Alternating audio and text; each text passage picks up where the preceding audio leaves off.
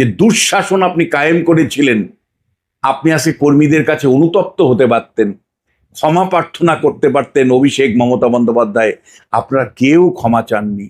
রাজনীতিতে ক্ষমা না চাইলে আপনারা যে অন্যায়গুলো করেছেন, আপনারা কি কি অন্যায় করেছিলেন? আপনারা দুর্নীতি প্রাতিষ্ঠানিক রূপ দিয়েছিলেন। আজকে দুর্নীতির জন্যই আপনার দল ভেঙে বিজেপি মানে সাজানো বিরোধী করেছে। আজকে দুর্নীতির থেকে বাঁচার জন্যই দিল্লিতে এনসিপিআই তৈরি হয়েছে, আপনারাই বলছেন। তাহলে দুর্নীতি মমতা বন্দ্যোপাধ্যায় আপনার নেতৃত্বে হয়েছে, হাজার হাজার ছেলেদেরকে বঞ্চিত করেছেন আপনি। তার জন্য আপনার প্রকাশ্যে ক্ষমা চাওয়া উচিত। ক্ষমা না চাইলে কিন্তু কর্মীদের কাছে আপনি কিছুটা গ্রহণযোগ্য হলেও সাধারণ ভোটার আপনাকে মাফ করবে না। সাধারণ ভোটার কিন্তু চায় আপনি স্ট্রেট ফরওয়ার্ড ক্ষমা চান, যে হ্যাঁ, আমি 15 বছর শাসন করতে গিয়ে অনেক ভুল করেছি, বিচ্যুতি হয়েছে, ত্রুটি হয়েছে, আমার প্রতিটি ভুলের জন্য আমি আপনাদের কাছে ক্ষমা প্রার্থী। এটা যতদিন আপনি ক্ষমা না চাইবেন মমতা বন্দ্যোপাধ্যায়, কর্মীর বৃত্তের মধ্যেই আপনি আবৃষ্ট হয়ে থাকবেন। আর একটা বিষয়, কমিশনের রিপোর্ট নিয়ে মমতা বন্দ্যোপাধ্যায়ের মুখে একটাও কথা দেখলাম না। উনি তো খণ্ডন করতে পারতো, প্রত্যেকটা বিষয় তো উনি খণ্ডন করেন। সেটা তো ওনার, তো ওই জন্য তো বললাম যে ওনার যে পাপের ভরা, পাপের ঘোড়া এতটাই ভরা, পাপের ঘোড়াতে এই শহীদ পরিবারগুলোর প্রতি তার যে অন্যায় অবিচার অবস্থান। এক তো সুশান্ত চট্টোপাধ্যায়ের কমিশনের রিপোর্ট উনি পেশ করেননি, যারা দোষী তাদেরকে শনাক্ত করেননি, এবং যে ভিকটিম পরিবারগুলো ছিল যাদেরকে মানে 15 লাখ টাকা করে দেওয়ার কথা ছিল, সুপারিশ তেমন ছিল সুশান্ত চট্টোপাধ্যায় কমিশনের, কিন্তু মমতা বন্দ্যোপাধ্যায় মাত্র 2 লাখ টাকা করে দিয়েছিলেন ভিকটিম পরিবারগুলোকে। যে আহতদেরকে 5 লাখ টাকা করে দেওয়ার কথা ছিল, সেগুলো মমতা বন্দ্যোপাধ্যায় কেবল 15,000 টাকা দিয়েছেন, অথচ উনি খেলা মেলায় বিপুল খরচা করেছেন। দেখো, তোমাকে আমি পরিষ্কার বলছি, মমতা বন্দ্যোপাধ্যায়ের শাসন ব্যবস্থায় যে দুঃশাসন হয়েছে, যে অন্যায় হয়েছে, যে অত্যাচার হয়েছে, তার কর্মী, তার মানে সরকার পরিচালনায় তার স্টাইল, অভিষেক বন্দ্যোপাধ্যায় উদ্ধত আচরণ, এগুলো নিয়ে যতক্ষণ পর্যন্ত দল ক্ষমা না চাইবে, মমতা বন্দ্যোপাধ্যায় প্রকাশ্যে ক্ষমা না চাইবে, ততক্ষণ পর্যন্ত সাধারণ মানুষের থেকে মমতা বন্দ্যোপাধ্যায়কে অনেক অনেক দূরে থাকতে হবে। আজকে আরেকটা কথা আমি বলতে চাই, যে এই অভিযোগটা সিরিয়াস লেভেলে এসছে, যে কালকে রাত্রেবেলা মমতা বন্দ্যোপাধ্যায় যেখানে ক্যাথিড্রালে রোডে সভা করার কথা ছিল, সেখানে বারবার তিনি আক্রান্ত হয়েছেন। এটা ফ্যাক্ট। দক্ষিণ কলকাতার এক ধরনের দুষ্কৃতীরা, তারা একাধিক সময় তাণ্ডব চালিয়েছেন, তাণ্ডব চালিয়ে তার সভা বন্ডুল করবার চেষ্টা করেছেন। এটা একটা ফ্যাক্ট। আমি জেলার থেকে একাধিক খবর পেয়েছি যে তৃণমূলের কর্মীরা যখন বেরিয়েছে, কোন কর্মী আমি বলতে পারবো না, ঋতক কর্মী নাকি এই মমতা কর্মী, তাদেরকে কিন্তু লাঞ্ছনার শিকার হতে হয়েছে, তাদের ঘরে বন্দি করে রাখা হয়েছে, এই অভিযোগ এসছে। এবং এটা আমার বলতে হবে, খুব সিরিয়াসলি বলতে হবে ডেমোক্রেসির প্রশ্নে।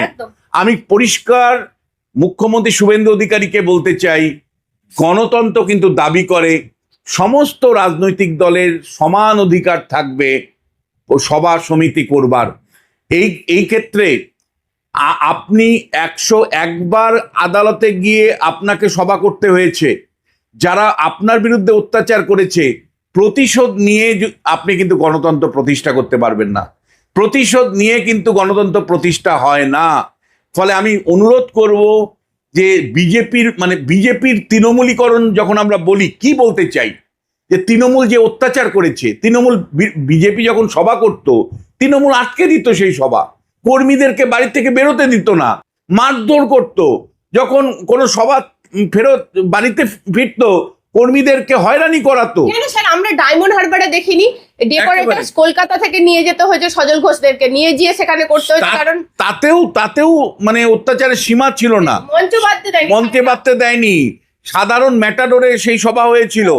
ফলে যে অত্যাচার তৃণমূল কংগ্রেস করেছে, সেই রকম অত্যাচারের কথাই যদি আবার ফিরে আসে, বিজেপির কর্মীদের বিরুদ্ধে, বিজেপির গুন্ডাদের বিরুদ্ধে, এইখানে তাহলে একটা এটাই ছোট আমি কথা বলবো বলবো। স্যার, বিজেপির কর্মী তো ছিল না, কারা এখন বিজেপি হলো, নতুন বিজেপি? তাহলে এই তৃণমূলেরই তৃণমূল হয়ে তারা করার চেষ্টা করছে। কারণ কেন স্যার, বিজেপির কর্মী আপনি অনেকবার সমালোচনা করেছেন যে কোথায় বিজেপির কর্মী, কোথায় নেতা তো রয়েছে। মানে এই যে কর্মী হোক, মানে তাদের ছত্রছায়ায় যদি পুলিশ না ধরে, পুলিশ যদি ব্যবস্থা না নেয়, তাহলে কিন্তু দ্রুত বিজেপির যে তৃণমূলীকরণ, এটাই তো তৃণমূলীকরণ। তাদেরকে চিহ্নিত করতে হবে, তাদের চিহ্নিত করতে হবে, তাদের অ্যারেস্ট করতে হবে এবং বার্তা দিতে হবে, দলের নেতাদের বার্তা দিতে হবে। আজকে জিতেন সাউ তিনি আসানসোলে জনসভা দাঁড়িয়ে বলছেন, জিতেন্দ্র তেওয়ারি আসানসোলের মানে থেকে বার্তা দিচ্ছেন, তিনি বক্তৃতা করে বলছেন যে গত 2 মাসের মধ্যে যেভাবে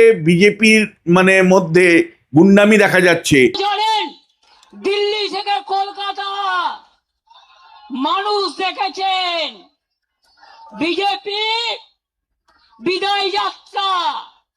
ভয় না পেলে, এই তোমরা একটু চুপ করবে, ভয় না পেলে ভয় দেখাবে কাকে? কত ভয় দেখিয়েছ? কোলাঘাটে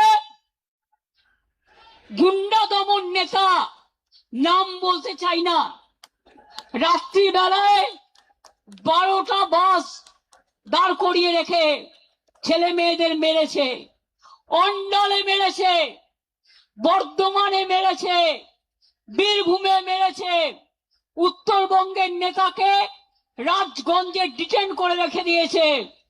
মনে রাখবেন, আমাদের প্রত্যেকটা লোককে যেভাবে ওরা হ্যারাস করেছে।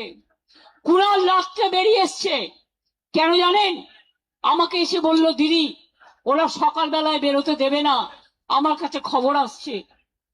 আমার বাড়িতে আমি বেরোবার কিছুক্ষণ আগে বিজেপির লুম্পেনরা মিছিল করছিল, ভেবেছিল আমায় আটকাবে।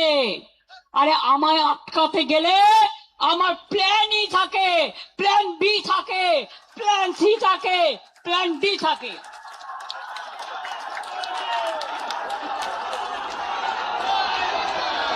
কোন ছেলে মেয়েদের থাকার জায়গা দিতে পারিনি, আমি ক্ষমা চাইছি। কাউকে ট্রেনের টিকিট দিতে পারিনি, কাউকে একটা বাস করে দিতে পারিনি, একটা গাড়ি করে দিতে পারিনি। যারা পেরেছেন এসেছেন নিজেদের তাগিদে সোনার ফসল ঘরে তুলতে। আপনারাই সোনার খনি, আপনারাই নয়নের মণি, আপনারাই শহীদ পরিবারকে দেখবেন, রক্ষা করবেন।